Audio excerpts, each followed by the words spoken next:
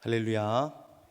주일 일부 예배 오신 우리 성도님들 주님의 이름으로 축복하고 환영합니다. 오늘 특별히 추수감사 주일을 맞이해서 하나님께 감사한 마음으로 예배 자리에 오신 성도님들 가운데 하나님의 은혜가 풍성히 임하길 주님의 이름으로 축복합니다. 네, 오늘은 감사의 뿌리라는 제목으로 함께 말씀의 은혜 나누겠습니다. 예전에 이제 영상을 하나 본 적이 있는데요.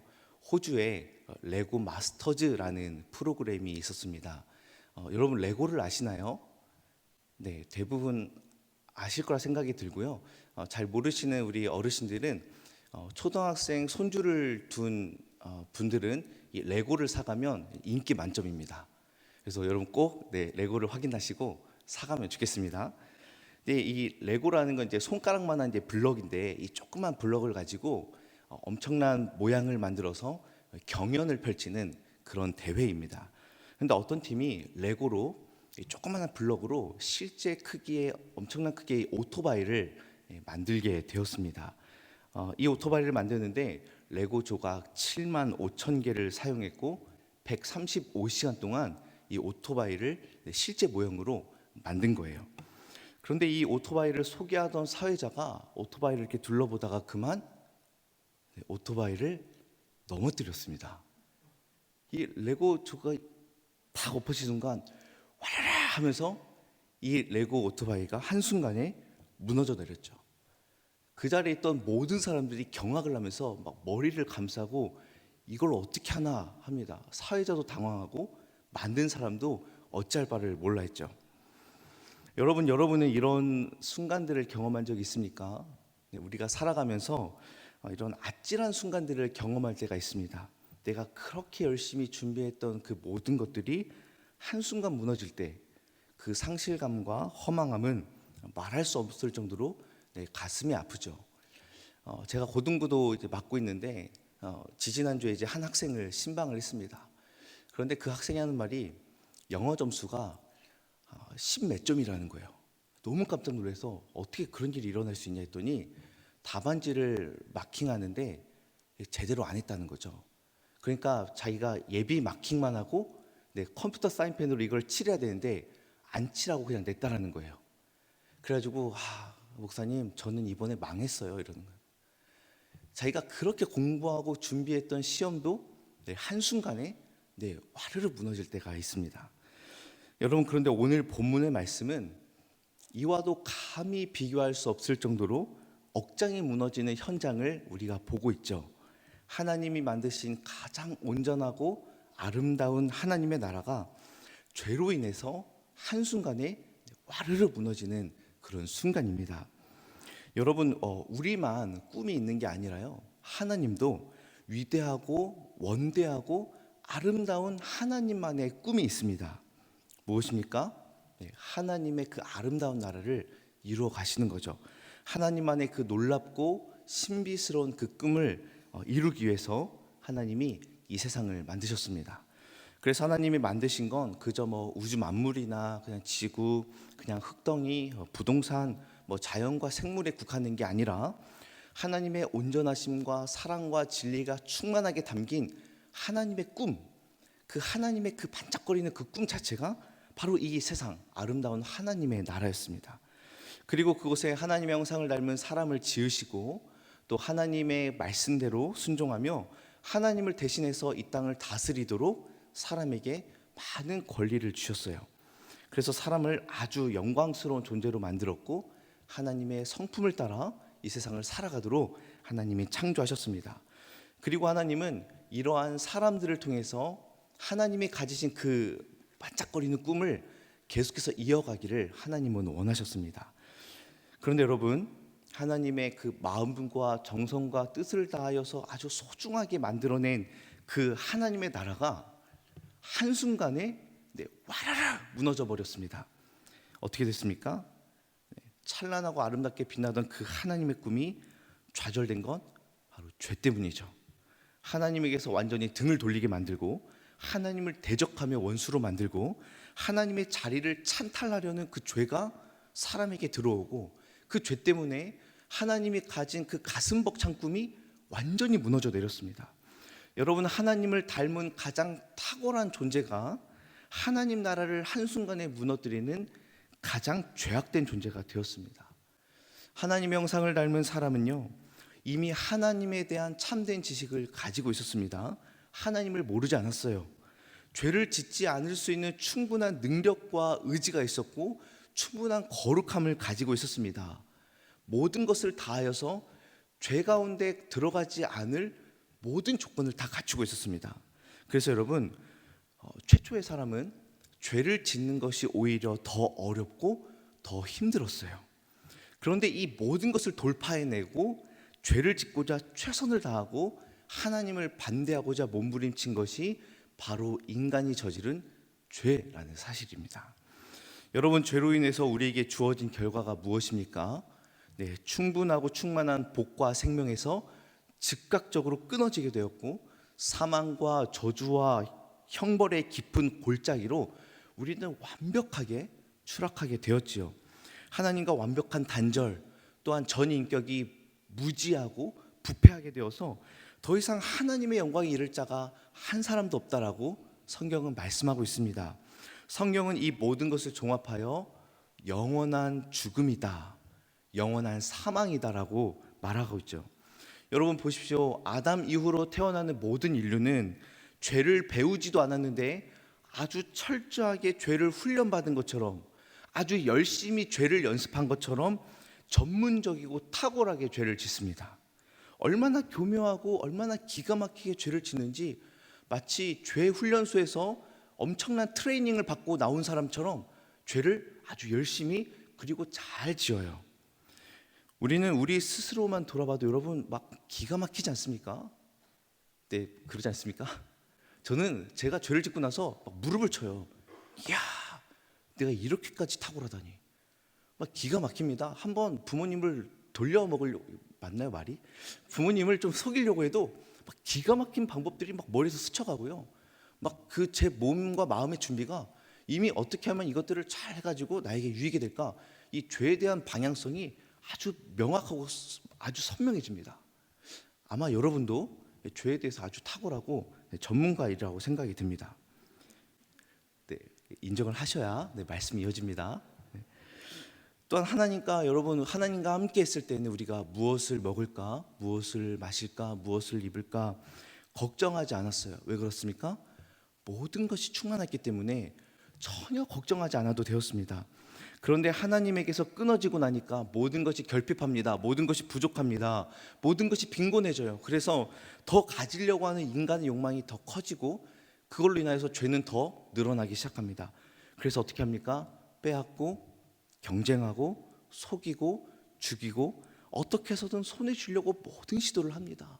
줄을 세웁니다. 사람들을 대적하게 만듭니다. 어떻게 영광스러운 하나님의 형상이 이렇게까지 비참해졌습니까? 도르트 신조에서 이렇게 말합니다. 모든 사람이 죄악 중에 잉태되며 본질상 진노의 자녀다.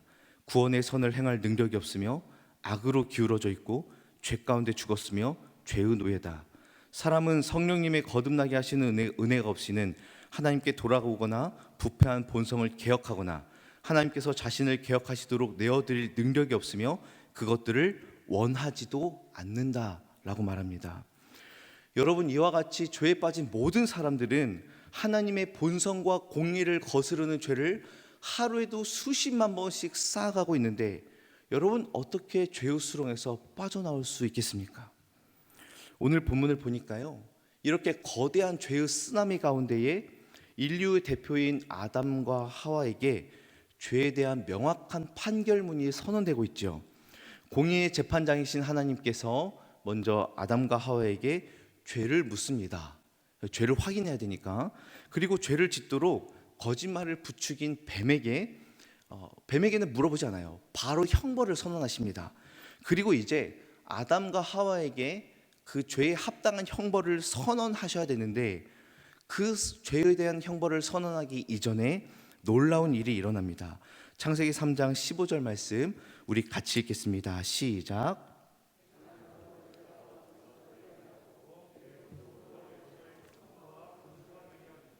여자의 후손은 내 머리를 상하게 할 것이요 너는 그의 발꿈치를 상하게 할 것이니라 하시고. 여러분, 창세기 3장 15절을 우리가 뭐라고 부르죠? 네, 원시복음이라고 부릅니다. 하와 아담에게 죄에 대한 형벌을 선언하고 약속대로 죽음을 선포해야 되는데, 그 전에 먼저 15절 말씀에 원시복음을 선포하십니다. 왜 이 말씀이 놀라운 복음이 됩니까? 첫 번째는 여러분, 사형수에게 후손이라는 개념을 말할 수가 있겠습니까? 네, 죽음이 선언될 하와에게 후손이라는 개념은 있을 수 없는 개념이죠. 왜? 죽어야 되니까. 그런데 하나님께서는 여자의 후손이라는 말을 하심으로써 소망의 여지를 주고 계시는 거예요. 죽어야 될 인간인데 하나님이 너의 후손에게서라고 말을 하는 겁니다. 이상하지 않습니까? 그래서 이 말씀이 복음이 된다는 것이고, 두 번째로는 뱀의 후손에게 저주와 패배를 선언하심으로 여자의 후손에게 승리를 약속해 주고 계십니다. 여러분, 이게 말이 됩니까? 이미 다 져버렸어요. 이미 끝난 문제예요. 이제는 죽음이 선포되고 이것은 다 종료된 일입니다. 그런데 나중에 졌던 너희가, 나중에 패배했던 너희가 이제는 승리할 것이다. 하나님은요, 사망으로 완전히 멸망버릴 사람에게 승리의 여지를 주고 계십니다. 그래서 이 말씀은 복음이다 라고 얘기하는 거예요. 그런데 더욱 놀라운 사실은 여러분, 지금 어떠한 상황이죠? 형벌과 저주가 선포되고 있는 죽음의 현장입니다. 너무 두려운 현장입니다. 하나님이 두려워서 숨어 있다가 발각된 그런 현장이죠. 그런데 그 현장에서 하나님의 폭탄 선언이 먼저 떨어집니다. 사실 엄밀히 따지면 하나님의 이 3장 15절 말씀은 공의롭지가 않습니다. 정의로운 재판관의 모습이 아니에요. 여러분, 죄를 지은 자에게 죄값을 정당하게 치르는 것은 하나님의 공의죠. 그런데 하나님은 아담과 하와에게 죄에 대한 형벌을 선언하기 이전에 이미 생명과 승리의 약속을 선언하셨습니다. 그리고 약속하신 대로 예수 그리스도께서 우리를 대신하여 완벽히 죽으심으로 죄와 저주와 사망의 굴레를 다 끊으시고 승리하셔서 우리에게 영생과 구원을 주신 줄로 믿습니다. 할렐루야. 사랑하는 성도 여러분, 우리의 모든 감사의 시초는 바로 여기에서 시작되는 것입니다. 여러분, 감사의 뿌리는 이 시점에서 시작되는 거예요. 죽음과 저주의 현장에서 생명을 선포하신 하나님의 이해할 수 없는 사랑에 우리의 감사는 터져 나와야 할 줄로 믿습니다. 여러분, 오늘은 추수감사 주일입니다. 얼마나 강단이 아름답고 참 복됩니까? 네, 우리는 오늘 감사를 하는 주일이에요. 그런데 무엇을 감사할까라고 고민하는 순간 그것은 이미 어쩌면 억지스러운 감사일 수도 있습니다. 여러분, 감사라는 것 자체가 굉장히 직감적입니다. 누군가 나에게 100만 원을 준다면 여러분, 생각할 여유 없이 바로 뭐가 터져 나오죠? 감사합니다 나오죠. 감사합니다. 여러분, 예배가 끝났는데 문을 열고 이제 밖에 나갔는데 준비된 떡을 여러분에게 나눠주는 게 아니라 현금 봉투로 100만 원씩 딱 해가지고 탁탁 주면, 여러분, 콩설기 받을 때랑 100만 원 받을 때랑 같습니까? 어떻게 감사하지? 여러분 고민하십니까? 아니죠. 받기 전에 이미 고개는 감사로 표현되어 있어요. 받기 전에도 고개 숙이고 있죠.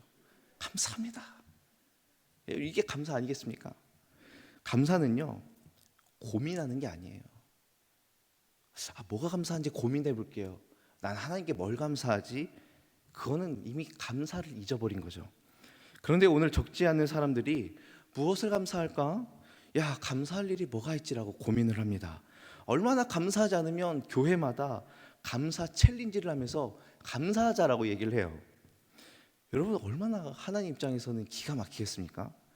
오늘은 추수감사절이기 때문에 더 고민이 되죠. 저도 역시 설교를 준비하기 전에 무엇을 감사할까라는 고민에 빠졌습니다. 사실 여러분, 감사를 고민한다는 것 자체가 너무 웃기죠. 교회 오면은 다 은혜라고 합니다. 교회 오면은 다 감사한다고 해요. 그런데 목사마저도 뭘 감사해야 될까라는 생각 자체가 너무 믿음 없어 보이기도 합니다. 그런데 여러분, 제가 고민하는 이유가 있어요. 물론 모든 게 다 은혜죠. 모든 게 다 감사할 거리입니다. 그런데 여러분, 솔직히 모든 게 다 은혜가 맞습니까? 이 시간 솔직히 우리 자신의 마음을 뒤돌아보길 원해요. 정말 모든 순간마다 감사이고 모든 일마다 은혜라고 이야기해야 되는데 100% 마음의 동의가 안 될 때가 있습니다. 그렇지 않습니까? 갑작스러운 일로 무슨 일을 당할 때, 내 지갑에 10,000원짜리 한 장 없을 때, 내 형편이 넉넉하지 않고 내 상황이 전혀 감사하지 않는데, 여러분 솔직하게 진짜 모든 게 다 은혜라고 말할 수 있어요? 저는 잘 모르겠어요. 만약 제가 여러분에게 여러분 모든 게 은혜인데 여러분 왜 감사하지 않습니까? 여러분 왜 자족하지 않습니까? 여러분 왜 기뻐하지 않습니까? 다 감사해야지 않습니까? 그것이 성도의 삶인데 여러분에게 왜 감사가 없습니까? 라고 설교한다면, 지금도 질병과 삶의 어려움으로 힘들어하는 분들, 여전히 해결되지 않는 문제 때문에 마음에 고민이 있는 성도들은 어떻게 받아들여야 되겠습니까? 때로 일이 너무 잘 풀려서 하나님 감사합니다, 당당 감사할 수 있어요. 그런데 그 사람이 바로 내일날 어려움이 닥친다면 우리가 어제 했던 감사가 바로 다 사라질 수도 있죠. 그래서 감사라는 게 억지로 한다고 되는 문제도 아니고요, 교회가 시켜서 되는 문제도 아닙니다. 추수감사주의를 맞이했으니 뭘 감사할까라고 수사관처럼 내 삶을 샅샅이 뒤져서 감사할 거리를 찾아내고 있다면 우리의 삶은 이미 감사가 메말라 있는 삶일 수도 있습니다. 그러나 여러분, 믿는 우리가 하는 감사는요, 제가 앞에서 말한 그 감사와 그 조건들과는 본질이 다릅니다. 감사의 종류와 성격 자체가 달라요. 내 손에 쥔 것을 확인하고 계산기를 두드려가면서 내가 뭘 감사할까, 감사할 거리를 찾는 세상 사람들의 감사와는 우리 믿는 자들은 그 뿌리가 다릅니다. 그래서 우리는 감사의 뿌리를 어디에 두는지 명확히 알아야 됩니다. 여러분, 감사의 뿌리가 어디에 있죠? 본래 우리는 얼마나 비참한 인생이었습니까? 우리는 이미 기울어진 경사로에서 브레이크 없이 내려가는 자동차와 같았습니다. 언제 부셔져도 전혀 이상하지 않은 인생들, 내일 당장 지옥에 가도 전혀 어색하지 않은 인생들이 바로 저와 여러분의 인생이 아니었습니까? 죄인된 우리는요, 우리의 모든 힘과 능력과 지혜와 의지를 다해서 적극적으로 하나님을 반대하며 죄를 사랑하던 인생이었습니다.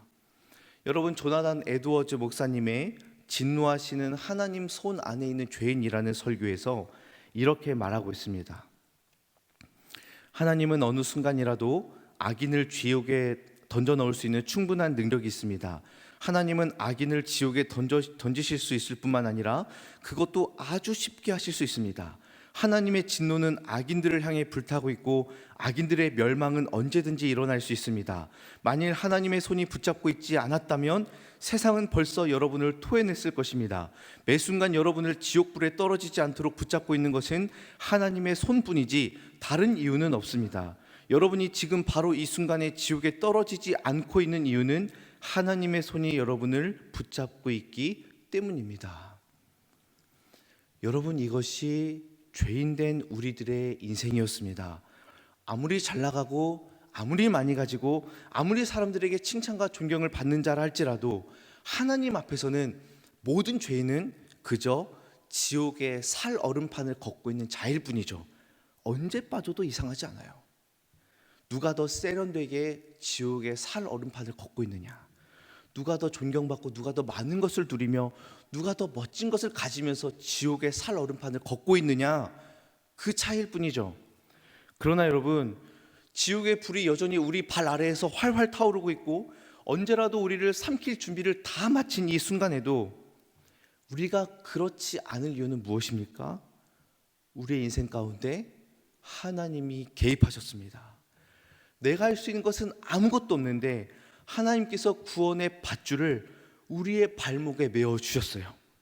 그때 우리는 외마디 외치만 할 뿐이죠. 아, 살았구나. 내가 살았다. 내가 죽을 인생이었는데 살았구나. 이것이 바로 우리가 강하게 뿌리내리고 있는 감사의 뿌리인 줄로 믿습니다. 여러분, 본문으로 돌아와서 지금 하나님 앞에 서 있는 아담과 하와의 마음이 어땠을까요? 아담의 마음을 좀 들여다볼 수 있는 구절이 있는데요. 먼저 그 전에 19절 말씀을 보시면 아담을 향한 저주가 선언되죠. 네가 흙으로 돌아갈 때까지 얼굴에 땀을 흘려야 먹을 것을 먹으리니 내가 그것에서 취함을 입었음이라. 너는 흙이니 흙으로 돌아갈 것이니라 하시니라. 네, 죽음이 선언됩니다. 그리고 나서 아담이 취한 모습 20절 말씀을 보겠습니다. 우리 같이 읽겠습니다. 시작. 아담이 그의 아내의 이름을 하와라 불렀으니 그는 모든 산자의 어머니가 됨이더라. 아멘. 19절에 아담을 향한 저주가 사망이 선포되고 20절로 와서 아담은 여자의 이름을 지어줍니다. 아내의 이름을 뭐라고 짓죠? 하와라고 짓습니다. 여러분, 하와의 뜻은 생명이라는 뜻이에요. 여러분, 지금 어떤 상황입니까? 죄로 인해 난리가 난 상황이에요. 아담은 하나님께 너는 흙이니 흙으로 돌아가라 라고 됐고, 아담은 계속해서 하와가 선악과를 먹게 해서 제가 먹었습니다 라고 변명하고 있는 상황이에요. 죽음과 저주가 선포되었습니다. 그런데 아담은 이 말도 안 되는 상황 가운데 여자의 이름을 하와라고 짓습니다. 죽음을 끌고 온 그녀에게 생명이라고 이름을 붙여줘요. 여러분, 얼마나 황당한 상황입니까? 여러분, 하와의 마음이 어땠을까요? 예를 들어 이런 겁니다. 월드컵 결승전에 한 선수가 수비를 하다가 공을 걷어 차낸다라는 게 그만 자살골을 넣어버리고 말았습니다. 그리고 나서 경기가 졌어요. 그런데 갑자기 그 자살골 넣은 선수를 MVP 최우수 선수로 선정해 놓고 그의 별명을 이렇게 불러줍니다. 역전의 대가. 그리고 막 사람들이 와가지고 막 플래시를 터치면서 막 사진을 찍고 인터뷰를 하고 어떻게 그렇게 역전의 대가가 되셨습니까? 어떻게 그렇게 하실 생각을 하셨습니까? 라고 막 인터뷰하면서 난리가 난 거예요. 여러분, 그 선수가 얼마나 부끄럽고 창피할까요? 막 도망가고 싶겠죠. 하와가 지금 그런 상황입니다. 생명이라는 이름을 얻었어요. 여러분, 아담은 왜 그랬을까요? 네, 일부러 좀 곤란하게 하려고? 네, 좀 이제 부부가의 관계가 이제 좀 소원해져서 그랬을까요? 여러분, 아담은 이 저주의 현장에서 무엇을 본 것입니까? 아담은 생명을 보았습니다. 여기에서 선포된 저주와 죽음을 뛰어넘어 하나님께서 우리에게 생명을 주셨으니 우리는 살 수 있다. 하나님의 생명이 우리를 다시 살리셨으니 우리는 이 모든 저주와 사망을 끊어내고 생명을 얻을 것이다. 엄청난 회복의 현장을 아담은 목격하였습니다. 사랑하는 성도 여러분, 이것이 우리에게 임한 진정한 복음의 역사이고 구원과 생명의 은혜인 줄로 믿습니다. 우리는 이 모든 지옥의 불길에서 건짐받았어요. 할렐루야. 감사의 뿌리가 바로 여기에 있으니 누가 우리의 감사를 흔들 수 있으며 어찌 이 감사가 희미해질 수 있겠습니까? 우리의 1분 1초에서 단 한순간도 감사하지 않을 순간이 있겠습니까? 그래서 성경은 이렇게 말합니다. 할렐루야, 여호와께 감사하라. 그는 선하시며 인자하심이 영원함이로다. 주는 나의 하나님이시라. 내가 주께 감사하리이다. 주는 나의 하나님이시라. 내가 주를 높이리이다. 아멘. 사랑하는 우리 광연의 성도 여러분, 단 하루를 살아도 죄를 높이 쌓았던 우리를 하나님이 구해줬으니 그 하나님께 감사하십시오. 하나님과 원수로 살았던 우리를 하나님의 자녀로 삼으셨으니 그 하나님께 감사하십시오. 하나님은 영원토록 찬양과 감사를 받으시기에 합당하신 분인 줄로 믿습니다. 그분께 영원토록 찬양과 감사 올려드리는 저와 여러분 되길 주님의 이름으로 축복합니다.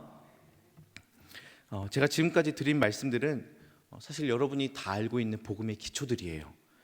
그런데 우리가 다 알고 있음에도 불구하고 왜 구원의 감격과 감사가 희미해져서 오늘도 불평하고 불만하며 오늘도 낙심하는 삶을 삽니까? 네, 두 가지 이유를 살펴보길 원하는데요. 첫 번째는 상대적 감사에 익숙해진 세상에 살기 때문입니다. 우리는 여전히 연약한 육체를 가져서 늘 남과 비교하죠.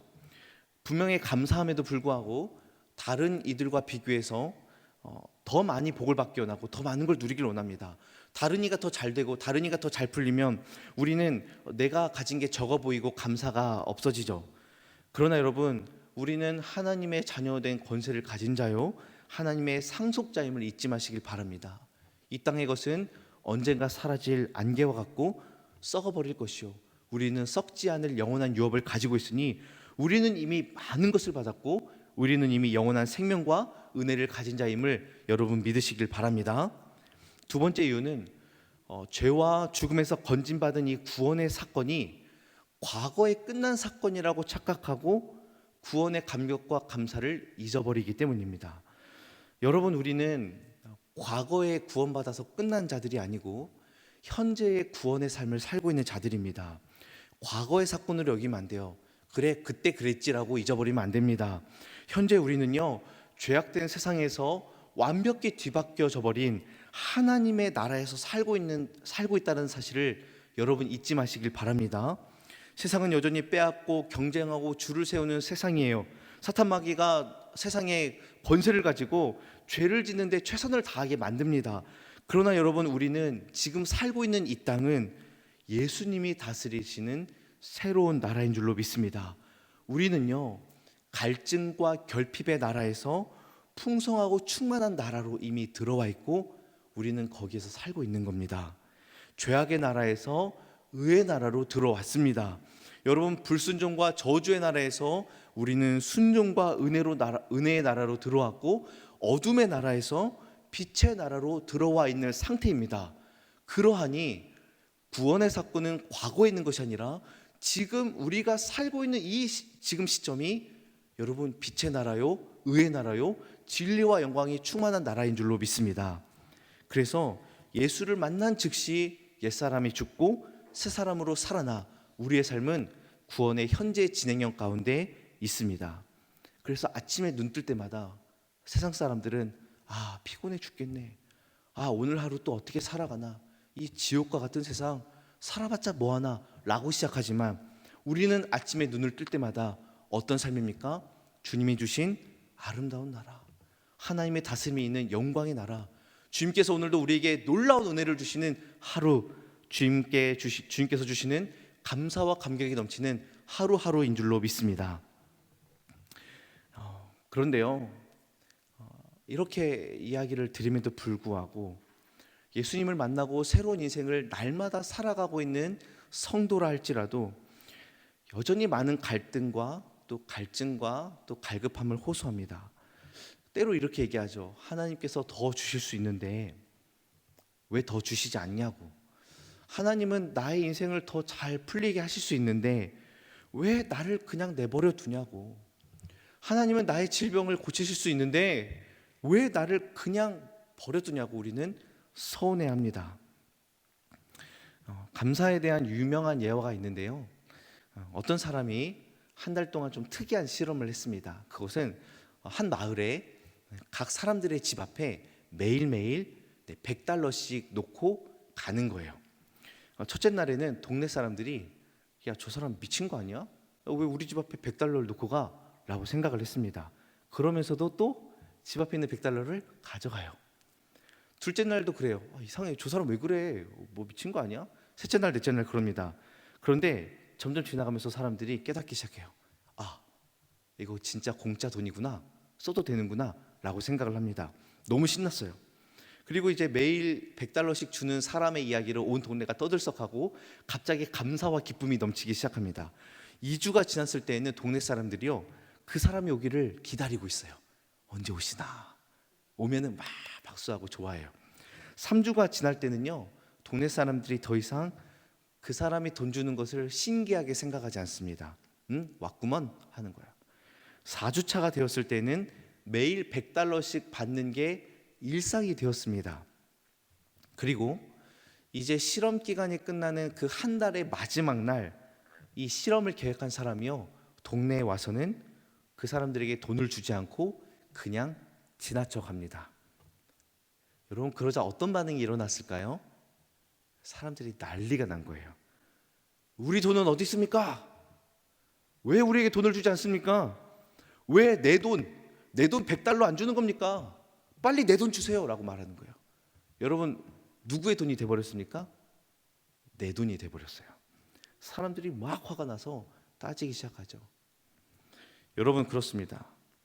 우리가 받은 것을 우리가 당연하게 여기면서 더 안 주면 서운하다고 하고 때로는 화를 내는 모습이 우리에게 있다라는 거예요. 그래서 유명한 영화 대사가 있죠. 호의가 계속되면 권리인 줄 알아요. 여러분, 하나님께서 최고의 것을 이미 다 주셨고 생명과 은혜를 누리며 풍성하게 살아가도록 오늘도 우리에게 놀라운 은혜를 베풀어 주시는 분임을 여러분 믿으시길 바랍니다. 예수님의 피 한 방울까지 아끼지 않고 다 주신 그 주님께서 우리가 그 은혜들을 다 받았는데 우리는 오히려 하나님은 나에게 주시지 않았어요, 나에게는 감사할 제목이 없어요 라고 아우성치며 하나님을 인색한 분으로 여긴다면 아마 하나님도 섭섭해하지 않을까 생각이 듭니다. 여러분, 한번 따라해 보겠습니다. 섭섭해. 네, 섭섭해. 제가 종종 하는 얘기예요. 오히려 하나님이 말하는 거죠. 섭섭한데 얼마나 줘야 너희들 만족하겠니? 여러분, 하나님은 지금도 우리의 구원을 이끌어 가시고 지금도 가장 풍요로운 삶으로 인도하신 분임을 믿으시길 바랍니다. 그래서 우리가 받는 구원은요, 과거의 사건이 아니라 현재 진행형 사건입니다. 때문에 우리는 날마다 구원의 감격과 감사로 차고 넘쳐야 될 줄로 믿습니다. 네, 또 여기까지 말하면 너무 좋고 감사한데요, 우리 현실을 한 번 더 살펴보길 원합니다. 주님께서 우리에게 독생자를 아낌없이 주시고 구원의 은혜를 주셔서 너무나 감사합니다. 그런데 사실 그건 그거고요, 지금 내 상황과 내 환경이 진짜 너무 어려우면요, 머리로 알면서 감사의 제목이 그치고 감사의 입술이 말라버리는 것을 여러분 경험하셨을 것입니다. 이렇게 고통스러운데 어떻게 감사가 나오고 이렇게 힘든데 어떻게 찬양이 나올까? 이게 가능할까? 그런데요, 놀랍게도 가능한 분이 계시더라고요. 가능한 사람이 있다라는 말은 우리도 할 수 있다라는 얘기입니다.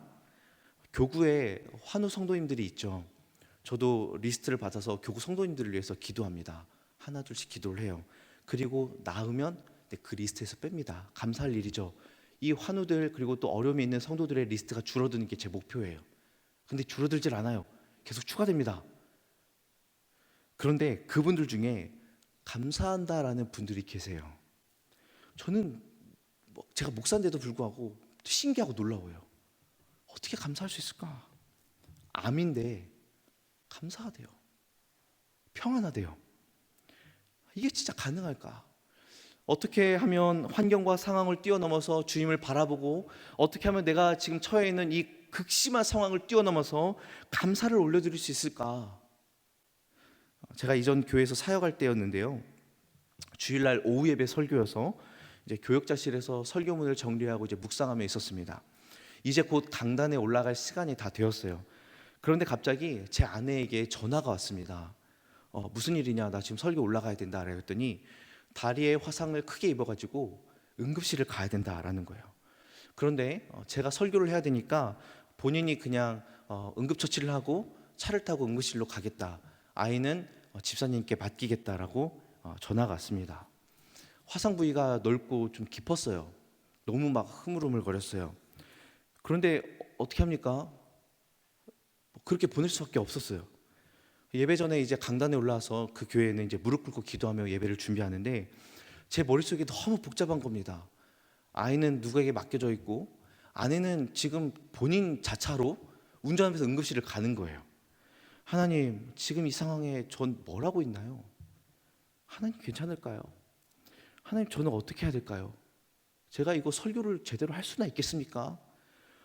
지금 마음과 머릿속이 엉켜가지고 아무것도 되지 않았습니다. 당장 일단 예배 인도와 설교를 해야 되니까 이제 강단에 나왔죠. 예배가 시작되고 사회를 봅니다. 찬양대의 찬양 순서가 되었어요. 이렇게 몸을 돌려서 찬양대를 보지 않습니까? 찬양대를 보는데 권사님 두 분이 제 눈에 들어왔습니다. 한 분은 남편분이 두 번째 암 진단을 받은 상태였어요.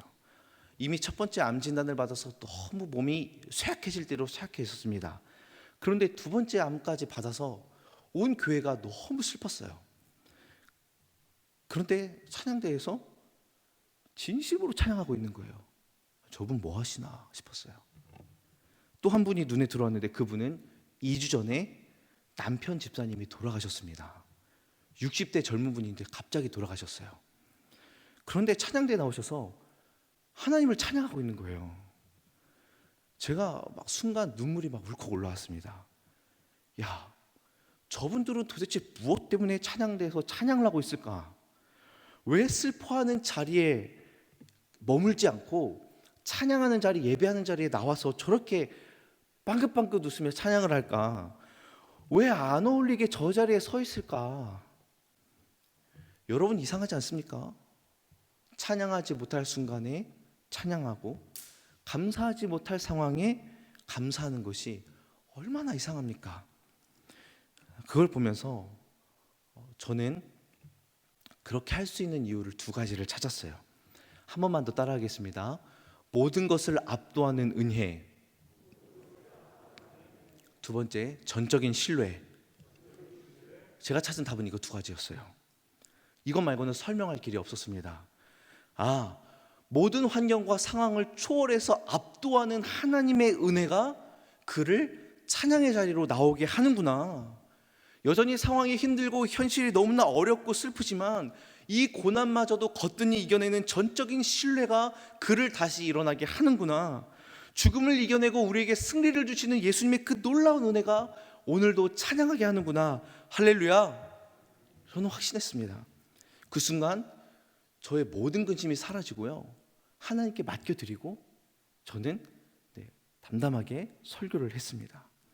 사랑하는 성도 여러분, 감사는 멀리 있지 않습니다. 이미 우리 안에 차고 넘치도록 주셨죠. 다만 우리가 무지해서 깊은 안개 가운데 찾지 못할 뿐입니다. 간절히 바라기는 저와 여러분의 삶에 모든 것을 압도하는 하나님의 은혜가 강력하게 역사하고 주님만을 붙드는 전적인 신뢰가 여러분 가운데 강력하게 있길 주님의 이름으로 축복합니다. 말씀을 맺도록 하겠습니다. 여러분, 자녀들이 아침에 분주하게 학교 갈 준비를 하면 엄마가 그렇게 밥 좀 먹고 가라고 떠먹여 줄 때가 있어요. 여러분, 왜 아침밥을 그렇게 막 억지로 막 떠먹여 줍니까? 아침밥은 뇌를 활성화시키고 인지 기능을 향상시켜주며 심장 질환과 당뇨의 위험을 낮춰주기 때문에 목숨을 걸고 아이에게 밥을 먹이는 겁니까? 네. 물론 자녀의 건강을 위해서 아침밥을 챙겨주기도 하지만 엄마가 막 그 분투하면서 막 치열하게 아침밥을 먹여주는 것은 자녀를 향한 사랑이고 염려이고 마음이에요. 그런데 자녀들은요, 그런 엄마의 마음을 하나도 몰라요. 그리고 그냥 막 귀찮고 싫어합니다. 그리고는 나중에 이렇게 말하죠. 엄마가 날 위해 해준 게 뭔데? 내가 필요해서 달라는 것도 다 안 주잖아. 얘기하죠. 그런데 여러분, 정말로 부모님이 아무것도 해주지 않나요? 자녀를 위해서 무조건 다 막아서나요? 그렇지 않죠. 부모된 여러분, 얼마나 쇠가 빠지게 고생합니까? 여기서 쇠가 빠지다라는 말은 너무나 힘들 때 쓰는 말인데, 쇠라는 말이 혀입니다. 혀가 뽑힐 만큼 힘들다라는 말이죠. 정말 쇠가 빠지도록 양육하고 돌보고 교육하고 뒷바라지하고 문제를 일으키면 해결하고 처리하고 하는 그 부모님의 눈물겨운 헌신 때문에 자녀가 살아있고 인간답게 사는 것 아니겠습니까? 그런데 자녀들은요, 다 몰라요.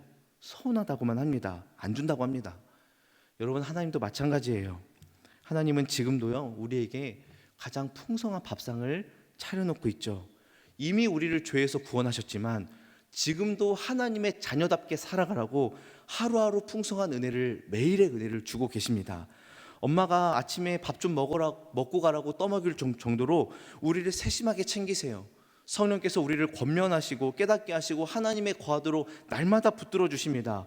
그런데 우리는 날마다 그 은혜를 거부하고요, 우리는 내 삶이 너무 바빠서 하나님께 집중하지 못합니다. 놓칠 때가 많아요. 그래 놓고서 어려운 일이 발생하면 우리는 볼멘 소리를 하죠. 하나님, 날 위해 해준 게 뭡니까? 하나님, 내가 필요한 건 이건데 왜 하나님 안 주세요? 아무리 감사하려고 해도 감사가 나오지 않죠. 하지만 사랑하는 여러분, 하나님께서는 지금도 우리의 생명을 붙들고 계시고 우리가 살아가도록 단 1초도 방관하지 않으시며 우리를 돌보시는 분임을 잊지 마시길 바랍니다. 지금 여러분이 오늘 아침에 눈을 뜨고 일어나 심장이 뛴을 느끼며 호흡하고 이 예배의 자리에 나올 수 있었던 것, 하나님의 은혜가 아니었으면 여러분 예배의 자리에 나올 수 없었을 것입니다. 날 구원해 주신 하나님의 은혜, 지금도 돌보시는 주님의 은혜가 우리의 삶에 뿌리 깊게 내리고 어떤 상황과 환경에도 그것을 초월하여 날마다 감사하길 주님의 이름으로 축복합니다. 여러분, 오늘 추수감사절에 무엇을 감사하겠습니까? 하나님께 받은 은혜를 누구에게 나누어 주겠습니까? 특별히 우리 추수감사절을 맞이해서 국내외 선교지에 우리 선물을 좀 주려고 선교 나눔 박스 행사를 진행합니다. 후원 기간은 아쉽게도 다음 주일까지예요. 너무 짧지 않습니까? 오늘은 2층 키즈존에서 유아부 중심으로 바자회도 진행됩니다. 여러분, 시간이 없습니다. 이게 만약에 홈쇼핑이었다면 여러분 난리가 났을 거예요. 여러분, 시간이 없어요. 좀 있으면 다 매진될 겁니다. 빨리빨리 움직이셔서 감사를 표현하는 이 절호의 기회 놓치지 않길 바랍니다. 축복의 통로가 될 수 있는 기회 여러분 놓치지 않길 바랍니다. 하나님께 감사의 마음을 온전히 드릴 때에 하나님께서는 더 많은 감사의 제목들이 많아지게 하실 줄로 믿습니다. 저 여러분 모두가 축복의 주인공, 감사의 주인공, 은혜의 주인공이 다 되길 주님의 이름으로 축복합니다. 기도하겠습니다.